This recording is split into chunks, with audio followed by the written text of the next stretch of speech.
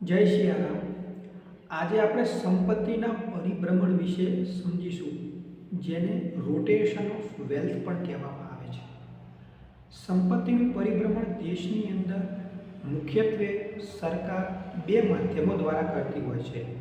એક છે બેન્કો, ફાઇનાન્શિયલ સંસ્થાઓ, અને બીજું છે સ્ટોક માર્કેટ. તો બેન્કો જે રહી એ શું કામ કરે દેશની અંદર? તો દેશની અંદર બેન્કો લોકો પાસેથી પૈસા લે, દાખલા તરીકે એફડી સ્વરૂપે પૈસા લે, અને બીજા પણ અલગ અલગ માધ્યમો દ્વારા પૈસા લે, અને પાછા લોકોને એમને જો જોઈતા હોય તો લોન સ્વરૂપે પાછા આપે. લોન શા માટે? તો ઘર બનાવવા માટે, અથવા બિઝનેસ બનાવવા માટે, અથવા કોઈ પણ બીજા કામ માટે લોકોને પૈસા જોતા હોય તો આપે. તો જે એફડીનો રેટ હોય એનાથી લોનનો રેટ વધારે હોય. વચ્ચેનું જે ડિફરન્સ હોય એ બેન્કોનો માર્જિન બને, અને બેન્કો તેનો ઉપયોગ કરીને આગળ વધતી હોય અને કામ પોતાનું ચલાવતી હોય. આ થયું આપણે એક માધ્યમ, બેન્ક્સ અને ફાઇનાન્શિયલ સંસ્થાઓ. સરકાર પાસે બીજું પણ એક માધ્યમ છે જેના દ્વારા સંપત્તિનું પરિભ્રમણ કરાવી શકે સરકાર. બીજું માધ્યમ છે સ્ટોક માર્કેટ. તો સ્ટોક માર્કેટની અંદર શું હોય? તો સ્ટોક માર્કેટની અંદર કંપનીઓ જે હોય એ લિસ્ટેડ કંપનીઓ હોય, તેના અંદર લોકો તેના શેર લઈ શકે અને વેચી શકે, અથવા નવી કંપનીઓ આવે સ્ટોક માર્કેટની અંદર, જેને આપણે આઈપીઓ કહીએ છીએ, એ લોકો પાસેથી પૈસા લે અને પછી પોતાનું કામ આગળ વધારે. કંપનીઓ પાસે બે રૂટ અથવા બે રસ્તા છે પૈસા લેવા માટે, પોતાના બિઝનેસ વધારે મોટો કરવા માટે અને ચલાવવા માટે. એક છે બેંક અને એક છે ડાયરેક્ટ લોકો પાસેથી તે પૈસા લઈ શકે. બેંક જે હોય એમનો રેટ વધારે હોય.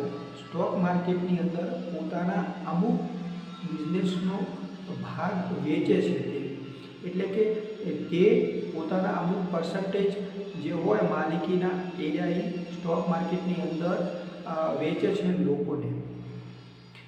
લોકો તેને ખરીદે છે, એટલે કે લોકો તેના શેર ખરીદે છે, એટલે કે લોકો એ કંપનીની અંદર પાર્ટનર બને છે. હવે જ્યારે આઈપીઓ લાવવામાં આવે છે ત્યારે લોકો પાસેથી પૈસા લેવામાં આવે છે બિડિંગ દ્વારા, અને કંપનીને તે પૈસા મળે છે. હવે એ પૈસા ઉપર એને કોઈ વ્યાજ આપવાનું હોતું નથી, પરંતુ પોતાના કંપનીનો એક ભાગ આપવાનો હોય છે, એટલે કે શેર્સ આપવાના હોય છે લોકોને. હવે આ સ્ટોક માર્કેટ મહત્ત્વનું કેમ છે? કેમ કે અહીં કને મોટા પ્રમાણમાં લોકો આવે છે અને કંપનીને જે પૈસા જોતા હોય તે આપે છે અને બદલામાં શેર લે છે. હવે શેર શા માટે લે છે? તો જ્યારે કંપની જેમ જેમ આગળ વધતી જશે, મોટી થતી જશે, તેમ તેમ તે કંપનીની અંદર જે એમને શરૂઆતમાં જે લીધેલા શેર હશે એનો ભાવ પણ શું થતો રહેશે? વધતો જશે. એ વાત છે. તો સ્ટોક માર્કેટ જે હોય એ સરકાર માટે કેવી રીતે ઉપયોગી છે? તો મુખ્યત્વે બે રીતે ઉપયોગી છે. એક તો દેશની સંપત્તિનું પરિભ્રમણ થાય, કંપનીઓને જોઈતા પૈસા મળી રહે, અને ત્રીજું ખાસ કે સ્ટોક માર્કેટમાંથી સરકાર ટેક્સ પણ લે છે. એટલે કે આપણને ખબર હોય તો સ્ટોક માર્કેટની અંદર મુખ્યત્વે ઘણા બધા ટેક્સ છે. એમાંથી એલટીસીજી એટલે કે long term capital gain tax. જો આપણે 1 વર્ષથી વધારે કોઈ શેર રાખીએ અને પછી વેચીએ તો એના ઉપર long term capital gain tax લાગતો હોય છે. પછી 1 વર્ષથી ઓછા સમયની અંદર આપણે કોઈ એક શેર લઈએ અને વેચીએ તો એના ઉપર short term capital gain tax લાગતો હોય છે.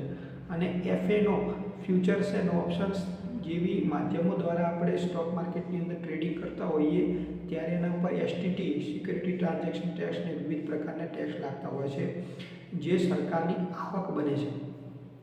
આઈકને લોકો જે હોય એમના પૈસાની સંપૂર્ણ જવાબદારી લોકોની હોય છે. તેમણે રિસર્ચ કરી અને પોતાના પૈસા ઇન્વેસ્ટ કરવાના હોય છે. બેંક્સની અંદર જે હોય પૈસા જે મૂકે છે એના અંદર ગેરંટી બેંકની હોય છે કે તે પૈસા જે હોય એને સેફ રીતે મળે અને એમને ઇન્ટરેસ્ટ રેટ પણ મળે એફડીનું. હવે આપણે વાત કરીએ કે આઈકને ખાસ એટલું બધું ગેરંટી જોવા નથી મળતી અને થોડુંક રિસ્ક વધારે જોવા મળે છે અને આઈકને રિસ્ક ઓછું જોવા મળે છે. તો જ્યાં રિસ્ક ઓછું હોય ત્યાં અહીંયા ઓછા તેમને ઓછી આવક મળે અને જ્યાં રિસ્ક વધારે હોય ત્યાં આવક વધુ મળે. પોતાના ઇન્વેસ્ટમેન્ટ ઉપર એમને વધુ કમાણી થાય. જય શ્રી રામ.